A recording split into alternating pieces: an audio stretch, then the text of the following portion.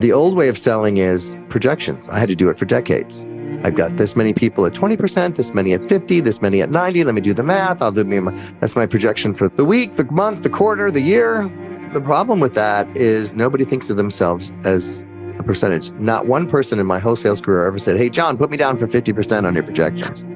People, we need to put our empathy hat on. Where do they see us? They've never heard of us or our company, or they have, but we're insignificant, or they're interested. And this is where most people get stuck. They're like, oh, I'm interested. Send me info. You get all excited, you put it on projections, and then you get ghosted. I call it being stuck at the friend zone at work. And so this is where storytelling really kicks in. Welcome to the 7 Hats Podcast. My name is Yuval Selik, and I've been on the entrepreneurial roller coaster for over 20 years. I've experienced it all throughout my journey: the grind, burnout, failure, and ultimately, success. The turning point for me was realizing that building a successful company is meaningless if you neglect the other significant areas of your life. So today, I'm inviting you to join me on an adventure through those 7 areas, what I call the 7 Hats. Every week, my guests and I will drop valuable insights and pearls of wisdom, helping, motivating, and inspiring you to get your 7 hats in order and deliver real impact with meaning. So let's get going. Welcome, 7 Hatters. Brace yourself for an episode teeming with creative insights as we engage in conversation with John Livesay and decode the mysteries of a sales and storytelling guru's life, plunging deep into hats 3 and 4, the servant and the entrepreneur. John is a force to reckon with in the sales, marketing, and storytelling world, boasting a diverse career that crosses various industries and roles. Currently, he's captivating audiences globally as the acclaimed pitch whisperer, inspiring confidence and winning business pitches. Many sales teams in tech and healthcare, including those at Olympus Medical and Bausch+Lomb, turned to John when they were tired of being seen as just another vendor stuck in second place in business pitches. They were tired of pushing out forgettable facts, being on a self-esteem roller coaster, and burning out. John knows this pain all too well, having experienced it all himself. Having secured the Salesperson of the Year in Condé Nast and authored 4 books on the power of storytelling as a sales tool, John's keynote talks are an ideal fusion of inspiration and actionable takeaways. Apart from his impactful keynote speeches and coaching sessions, John is also an author. His latest book, The Sale is in the Tail, brilliantly blends storytelling with sales, demonstrating the art of storytelling in business. So, if you're ready to swap forgettable facts for compelling stories, win pitches confidently, and evolve into the entrepreneur who charms with narrative and triumphs in sales, let's roll out the 7 Hats welcome mat for John Livesay. John, welcome to the 7 Hats. Thanks for having me, Yuval. Absolutely. You're known around town as the narrative maestro, often referred to as the pitch whisperer, and a storytelling superhero who even totes a cape. I do. I saw it. You have a unique talent for transforming lives. Before we delve into the art of storytelling and sales, I'm sure that the 7 Hatters would love it if you could just share your own personal story with us. So, John, where were you born and how was your childhood like? I was born in the suburbs of Chicago, and I had a relatively stable childhood growing up in the suburbs. My parents both worked. I was involved in high school activities. I was a lifeguard, and that's how I helped put myself through college. And I learned a lot about myself. At first, I thought I wanted to be a dentist. And then I got to college and realized, oh, I'm not good with my hands, and I don't really want to do chemistry. So I got into the world of advertising instead. And that's really where I felt at home, because it's really a combination of show business, storytelling, and business.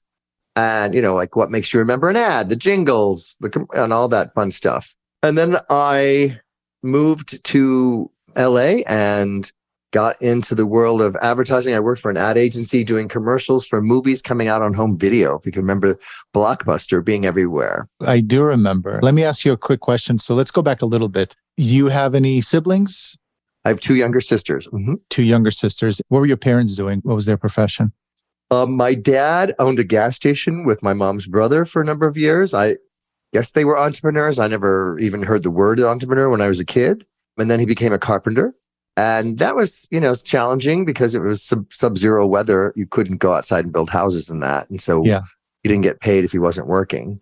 And then my mom was an old-fashioned, what they used to call secretary back in the day, where they would take dictation and type for people on a typewriter. Yeah. So it was, I never thought of us as being poor, but I would say we were probably lower middle class. And, we had a home that my parents, I think, bought for, I don't know, $30,000, some crazy amount so many years ago. And I learned that hard work was a big part of it. Both my parents were really into volunteering. And so my siblings and I definitely saw that modeled for us. I was in the Boy Scouts. I would shovel neighbors' driveway for money. I would mow grass for money. It just was always, the work ethic was definitely instilled. My dad was really big on being kind and friendships. And my mom was all about, we had a complete set of encyclopedias in our house. Who didn't at that time? It was all about, education and exposure to the arts and really giving us a sense that whatever we wanted to do, we could do, kind of unlimited possibilities. And that was great because it gave me a sense of confidence to go out into the world. I wasn't a shy kid or anything. And I remember, when I got my letter accepted into the University of Illinois, it was a big deal. Before email, you got an actual letter. And it was also, a big deal to go to college for my family. My parents, my dad had become an accountant, but didn't like it. But we had to, it was very much a state school. And there was no private school considerations or going out of state.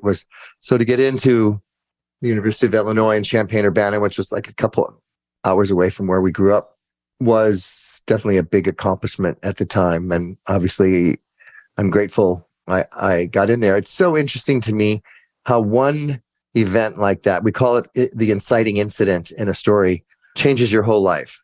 Had I gone to school someplace else, I wouldn't have met the friends I had made, and I'm still friends with to this day.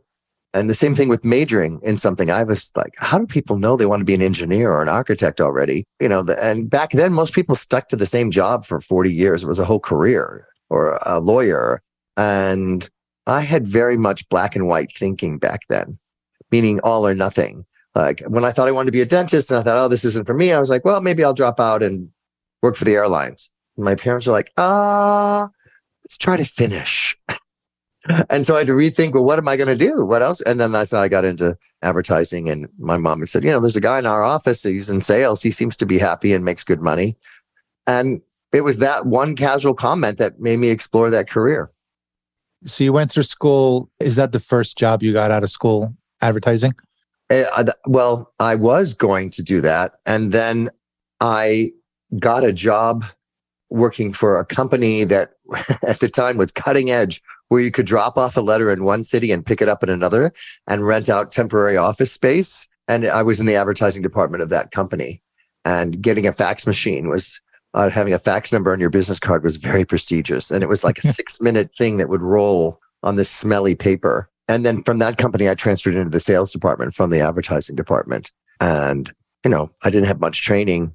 And I was just listening to what other people were saying, trying to convince, at the time, ironically, entrepreneurs to lease office space here and how prestigious it would be to have a downtown address instead of your home address. And meet, use the conference room whenever you want to meet with people. And usually it was, like one person law firms or something. Then I did get into tech sales where I was competing against IBM. And that was a huge education because they would sell with FUD. You know what that term is? Explain. Fear, uncertainty, and doubt. I love it. So I was working for a company called Control Data at the time, and we made something that was compatible to IBM and was less expensive and even more reliable. But IBM would scare people and saying, if you buy anything that's not IBM and it breaks, and it broke a lot back then, we're going to point the finger at the other vendor and you'll get fired for bringing it. But if it breaks and it's all IBM, nobody gets fired for buying all of IBM. And that's when I had this aha moment that, oh, there's so much that goes into a sales decision besides logic. It's not just who has the fastest, most inexpensive, reliable piece of machinery. There's a lot of emotion that goes into it. And, they videotaped us role playing. Back then, everybody gave a business card in case somebody forgot your name. And how often did you use the potential client's name in your conversation and eye contact? And it was great training. And that really was the first aha for me to say, it's not just pushing out facts and figures. And ironically, to this day, that's what a lot of people are still doing. So I know you were married. So when did you get married? So I didn't get married until I was in my late 40s. Well, for one reason, it wasn't legally allowed for gay people to get married. Got it. So I was very, and I was together with my ex for 5 years before we got married. And during that time, I got laid off from my big corporate job at Condé Nast at the time when the mortgage crisis hit in 2008. And that was really devastating because I felt like a kick to the gut after working in a company for 15 years, and you sort of blur the lines between who you are and what your job title is. And it was a very cool job. I got to take clients to fancy restaurants and go to all kinds of entertainment events. And when all that stops, you think, well, who am I without this job? Yeah. And, laying off used to mean that you had done a bad job, as opposed to, no, this is, an economic issue and everyone's being laid off in the outside office and 30% of the New York staff. And so it definitely put a strain on the marriage. Then I decided I was going to try and become an entrepreneur. And of course, that takes a huge amount of uplifting and work. And I was naive thinking, well, if I make this much as a sales rep and I make the same amount as an entrepreneur, I should be fine. And I didn't realize I got to pay for my own insurance. I got to pay to have a website done, and I got to on and on and on, put money back into the company. And it, forget making a profit and saving anything. It was all about just trying to break even. When you have those conversations of, we might not be able to go on vacation this year. Yeah. In that particular case, he's like, well, I'm still going because I didn't lose my job. And that really is what was the trigger for that relationship ending. And I talk about, we all have these stories that we tell ourselves of how our life is going to be. And certainly when you get married, you never tell yourself, oh, I'm going to eventually get divorced from this person. And so when that happens, I think it's another like losing a job. It's a grief process. Even to this day, when I'll go to a doctor's office and they're like, single, married, or divorced. And I think to myself, must I check off this divorce box? What in the world does that have to do with my physical?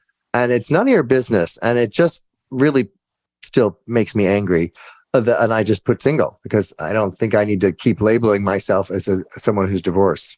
Yeah. I want to get to the sales side of things, but I'm just curious, what advice would you give others who are either young or a little bit older, making that commitment to someone else and still in the business world or in the corporate world where it gets so stressful? What did you learn? What kind of lesson and what recommendation or some advice that you would give those that are starting out and potentially are getting married or committing to a partner?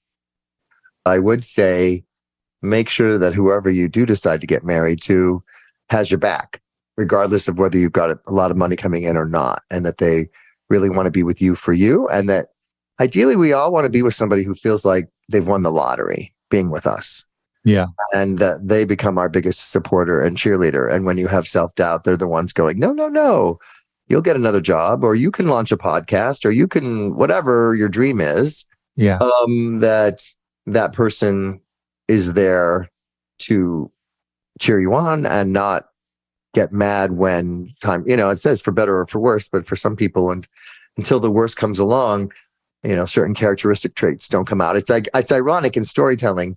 I took a course in writing for screenplays just to understand the structure. And they would say, if you want to show that a character is honest, you don't say it. Yuval is a very honest guy. Instead, we would show you in a situation where you could steal something and nobody was watching and you could probably get away with it, but you don't steal something. So it goes back to the show, don't tell. There's also that great quote, when somebody shows you who they are the first time, believe them. Yeah. So Maya Angelou, I believe, said that. Mm-hmm. So those are the same things I would get advice-wise in terms of relationships, whether it's a personal commitment to a relationship or a job. Yeah. All right. So let's jump into sales because everything you do is selling. You Yes. are convincing someone to take action. And I think these stories that you're going to be talking about in the advice should be utilized not just for a sales call, but anywhere else in your life where you have the opportunity to interact with another person. And story is huge. So I've had the opportunity to interview some exceptional storytellers and coaches, including Hassani X and Michael Haig and Patricia Fripp. Mm, Do you know Patricia? I do. She was one of my early speech coaches. She's incredible, and you should listen to that episode. Mm. But each of them has their own unique approach to storytelling. So let's begin with the fundamentals and explore your techniques because it might be different than theirs. Yes. The question is, why is storytelling so crucial in sales or in life? Mm. And what makes a story truly compelling? How can we, as mere mortals, tailor these elements to fit our specific environment and the industry that we're in? Okay. So I heard three questions there. Why is storytelling important? What makes a story compelling? And how can we learn to tell a story? So the reason storytelling is so crucial, my premise is whoever tells the best story is the one that gets the sale, is that we buy emotionally and then back it up with logic. And that numbers literally leave us cold. And people forget what you say when it's all stats, and they'll maybe hear three pitches. I know as a sales keynote speaker, I usually am interviewed in a final three, and I know many companies have a final three when they're pitching for their architectural services or a tech company product. And if everybody just talks about numbers, and then they have a meeting after the meeting where they go, well, we heard three pitches. Who do you think we should hire? Well, they all sound the same. I guess we should go with the cheapest. That's what happens when you don't tell a story. Yep. But when you tell a story that tugs at people's heartstrings, that they can remember and repeat, it makes you both magnetic and memorable. And that's what makes a story really compelling. I have a 3C checklist around it. Should be clear, concise, and compelling. So why does it need to be clear? Well, if you confuse people with acronyms, they get confused, and the confused mind always says no, and they're never going to tell you they're confused.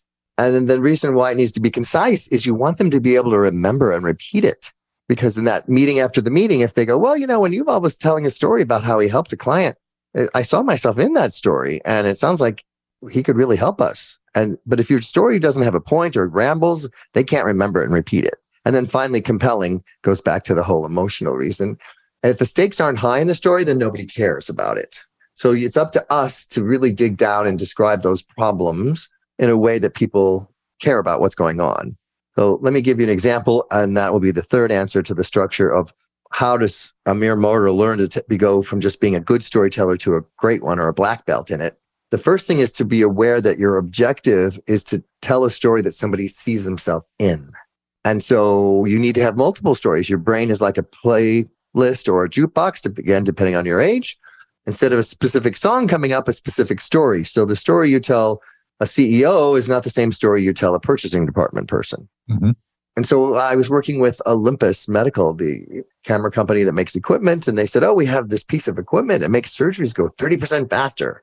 We just don't understand why more people aren't buying it. It's so logical. And I said, well, again, it's still an emotional decision. And I asked some questions and crafted this story to them, which is imagine how happy Dr. Higgins was down at Long Beach Memorial using this equipment when he could go out to the patient's family an hour earlier than expected. And if you've ever waited for somebody you love to come out of surgery, every minute feels like an hour. And he comes out and says, good news, the scope shows they don't have cancer, they're going to be fine. And then turned to the rep and said, this is why I became a doctor, for moments like this. So that's what an example of a case story instead of a case study. Yes. And the rep tells that case story to another doctor at another hospital who sees himself in it and says, that's why I became a doctor. I want your equipment too.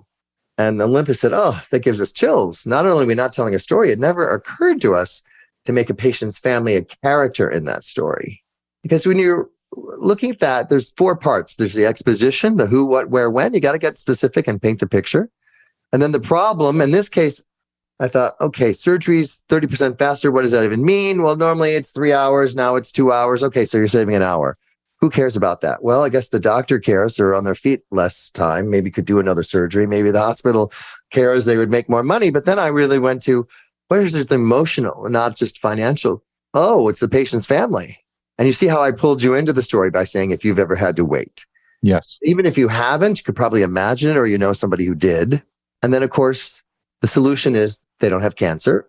But if the story just ended there, it wouldn't be a great story. The resolution, the aha, is the doctor's insight going, this is why I became a doctor. And that's what makes the other doctors who hear that story want to go on the journey with you. So hopefully that answers all three of your questions. It does. A lot of it has to do with connecting. And I love how you said case story versus case study. We just launched a case study for my company, and I'm thinking maybe we should just rename it as case story.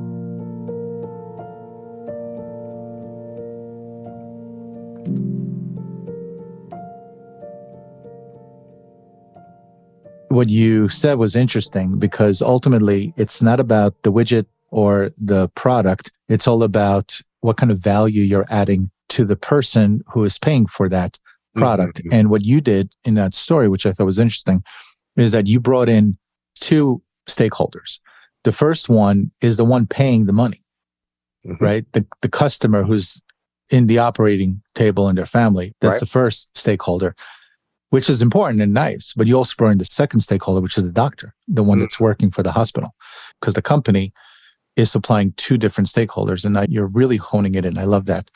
Speaking about connecting, so I wonder about salespeople who come from other industries outside the ones that they're selling for, who may not have firsthand experiences with the problems that they're addressing. How can they effectively tell their story, connect with their clients, and really have them empathize with them? When I first started selling multi-million-dollar mainframe computers against IBM, I didn't have an engineering degree, and many of the sales reps did. And, you know, you have to imagine the kinds of guys I was calling on had short sleeve, white shirts, engineers, plastic pocket protectors with 6 pens in them. And they were very tech oriented. And now I would bring a tech person with me to explain that part. And then I would sit back and observe when the potential client was confused, because there's a lot of egos in the room. Yeah. And I would say to my contact at the tech person, oh, I'm sorry, could you say that a different way? I am not a tech person. And so I took ownership. Almost it was like listening to a foreign language sometimes. And then what we were trying to do back then was convince them to buy more hard disk drive space to keep things running faster.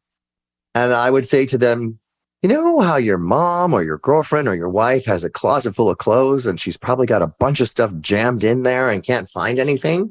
That's kind of what your data is. And so if you have more space, you can spread things out and get access to it faster. And so I gave them an analogy that they could use. Again, they probably don't have that many clothes, but the woman in their life does. And if you have a visual like that, so analogies, metaphors, even though I didn't have that particular expertise, that's what I would recommend to somebody who's getting into an industry that they may not have a lot of experience with. And then get to know your colleagues' case stories and share those stories with someone. Interesting. I don't know if you know who Russell Brunson is.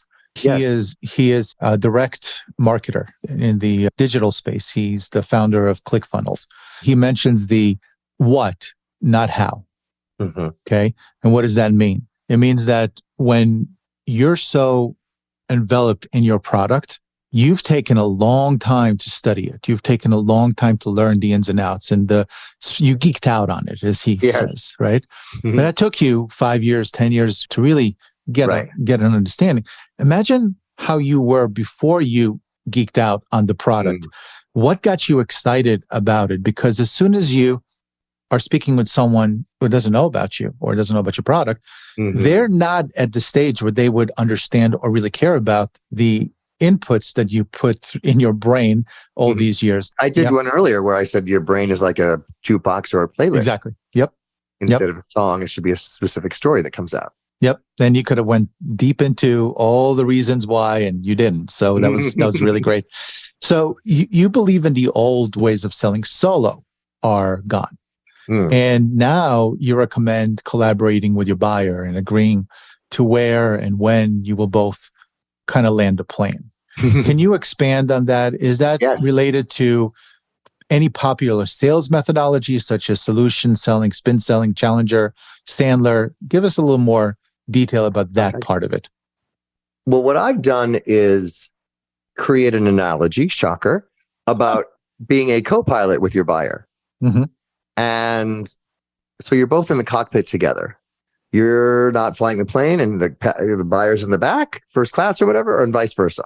And what you know when that analogy really holds up because there's a flight checklist that they do before they get in the cockpit. They're walking around the plane, they're checking, making sure everything works.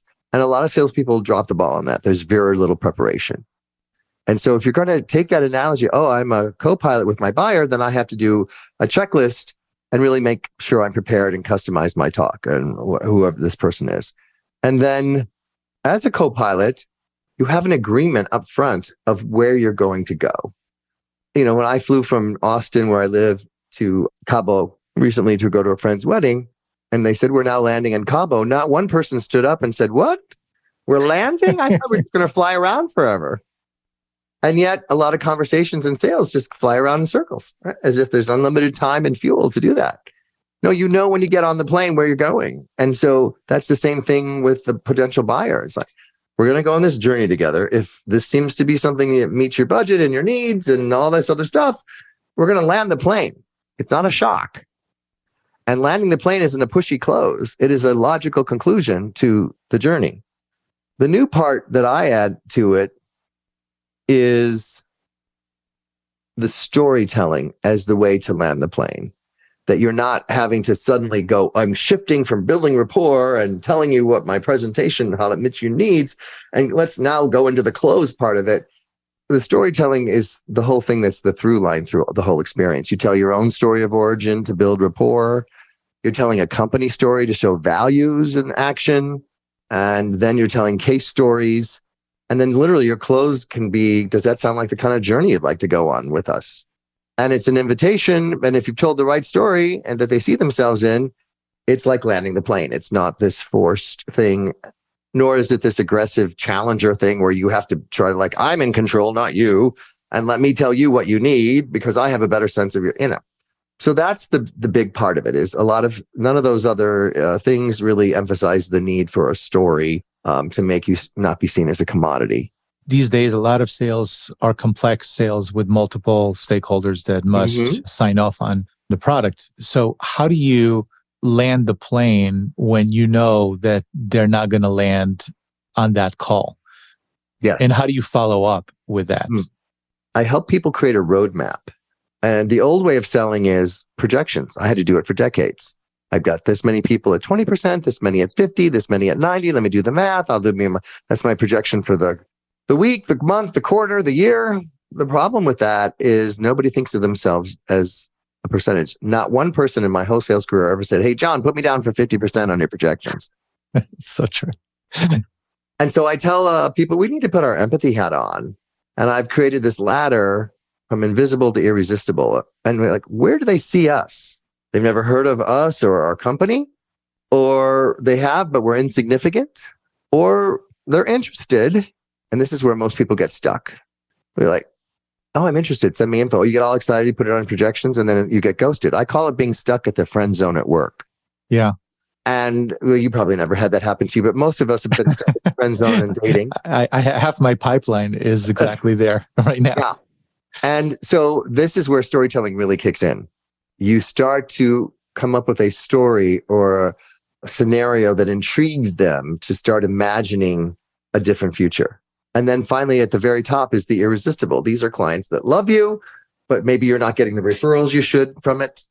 And so like any relationship, it can be taken for granted. So I have my clients identify 2 or 3 people on each rung of the ladder and strategize together. What can we do to move up one rung at a time, not go from invisible to irresistible? It's just like asking somebody on a coffee date to marry you or LinkedIn request. And then would you like to buy all in the same sentence? Yeah, exactly. That's happened to everybody. But going back to what I said about that meeting after the meeting, when you've told a case story that's clear, concise, and compelling that people can repeat, they become your inside brand ambassadors. And so when they're presenting to the people that didn't hear all the pitches, that's when you shorten the sales cycle and the committee votes. And it's an unanimous vote because that story has been presented so compellingly that they said, oh, we definitely need this. That sounds like, the client he described sounds just like us. And we want the outcome, the resolution that they have. So following the meeting, there's always the follow-up emails. And a lot of sales folks to this day, and I don't know why they would do this, say things like, hey, I'm bubbling this up to the top. And they continue to just harass the prospect for months with the same, hey, I'm checking in. Have you heard of me? So basically, I just wanted to understand, do you tell stories in your email responses? Or how do you follow up? One of my favorite things to do in a follow-up is to not just say, putting this back at the top of your inbox so much as maybe there's a new story that's recently. I just got another client who sounds a lot like you who decided to go with us, or here's a new outcome we just got from another client that's very similar to yours. And if you'd like to hop on the phone and hear more details, let me know. So that's also called an open loop in storytelling, where you're like tune in next week to find out what happened to your favorite character on the Netflix episode. So if you can create some intrigue in the email, to want to continue that conversation. And sometimes it's just as simple as saying, what if? What if we did this? Would that help you change your mind? Or let's have another conversation to see what you might want to add or subtract on the proposal we sent. It keeps it collaborative. Very, very interesting. I know we're short on time. So I will close out this interview with a question. Who did you have to stop being? And who did you need to become to manifest your current success? I think I had to stop being someone who was so obsessed with what other people thought and needing outside affirmation and confirmation that I was enough. And I had to start becoming someone who is not attached to the results and trusts the process enough to believe in myself, that what I have to offer is valuable and that people want to pay for it. Wow, that's great. So tell the Seven Hatters what you're currently up to. I know you have a book that you want to promote. How do they reach you? What's the best way of connecting with the great John? My book is a business fable set here in Austin. So it's a story about storytelling. It's called The Sale is in the Tail, Tale. If you want to get the first chapter, you can just text the word pitch to 66866. And finally, if you can't remember my name or my book, just Google The Pitch Whisperer, and my content shows up that way. On my website are all the videos of me speaking. And if anyone's listening and is interested in having a keynote speaker at their kickoff meeting, let me know. And you also do consulting, right? Do you work with large corporations, or do you also work with smaller brands or companies with maybe just a handful of team members? I've worked with big companies that $1 billion in revenue that have big presentations coming up and they want some coaching, that 1 hour pitch of what they can be, what stories they can tell to win it. And then I've also worked with individuals who are needing some help on their own stories to either get a job or to get their company's story in line with their ideal clients. Awesome. John, it was a pleasure having you Likewise. on Seven Hats. Great conversation. And I look forward to potentially having you back to ask some more incredible questions that potentially we can get schooled on. So thank you, John. Appreciate it. Thank you. Great being with you. I hope you enjoyed my conversation with John. Let's end today with the show segment that I refer to as, what can we hang our hat on? And here is my takeaway. Our chat with John today got me thinking about the whole concept of storytelling. You see, in the world of sales and pitches, we often get sucked into the numbers, the product features, the bottom lines. But John reminded us of something we easily forget. It's not just about the hard data. It's about weaving a narrative, stirring emotions, and creating a mental image to which the listener can relate. We're so used to a robot selling style. All data, no passion, just features listed on a PowerPoint presentation. Imagine if we turned the sales robot into a real, living, breathing human being. It's about reaching out from the heart, earning trust, and telling a tale that captivates attention. This is about making people feel something. It's about shifting from the commodity frame of mind to something that's more, human. This isn't some sales gimmick. It's about real connection. And that is what truly wins people over. As John puts it, storytelling can turn us into revenue rock stars. And I love that. One of his clients even said, quote, We won 3 new business pitches in a row after your talk, end quote. That, my friends, is the power of a good story. So to all you entrepreneurs and salespeople out there, here's a nugget to ponder. It's not just about what you're selling, but how you're telling it. A good story can transform the game. And let's not forget, it's not always about winning or losing, but about the journey, the lessons learned, the experiences gathered, and the stories created. After all, as they say, life, your life, is the greatest story ever told. I want to thank John once again for joining me so that we can all benefit from his wisdom. And until next time, if you found this episode helpful, please hit that subscribe button and tell other entrepreneurs out there what value you receive from it so that we can attract even more high-quality people into our 7 Hats community. So for now, I will bid you farewell and success on your journey. And until next time, my name is Yuval Selik, and I tip my hat to you.